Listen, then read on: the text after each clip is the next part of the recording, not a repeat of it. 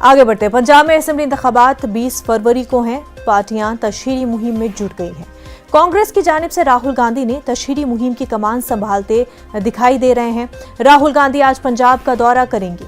वो पार्टी के सीनियर लीडरों और उम्मीदवारों के हमरा अमृतसर में स्वर्ण मंदिर में माथा टेकेंगे और लंगर चखेंगे।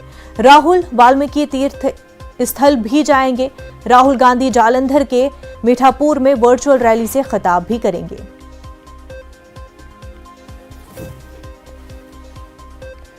पंजाब से हमारे नुमाइंदे सूरज हमारे साथ जुड़ चुके हैं। सूरज, 20 फरवरी को वोटिंग होनी है। तमाम तर पार्टियां कोशिशों में जुटी हुई है। राहुल गांधी का दौरा कितना अहम और क्या कुछ उनके प्रोग्राम में शेड्यूल्ड है?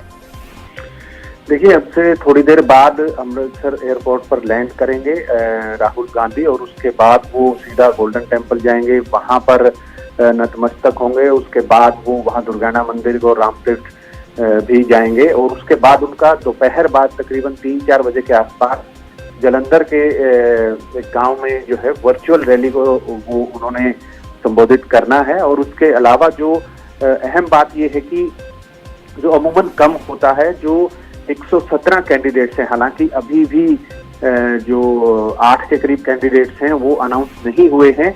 तो जो तमाम कैंडिडेट्स हैं पंजाब कांग्रेस के, वो भी राहुल गांधी के साथ होंगे। कहीं ना कहीं एक ये मैसेज जो है देने की कोशिश की जाएगी कि तमाम कांग्रेस जो है एकजुट है, पंजाब में किसी तरह का कोई उनमें डिफरेंसेस नहीं है। और ये उसके बाद देर शाम करीब 5 बजे के बाद जो है राहुल वापस अपने दिल्ली जो है वो रवाना हो जाएंगे। सूरज, शुक्रिया तफसीलात के लिए।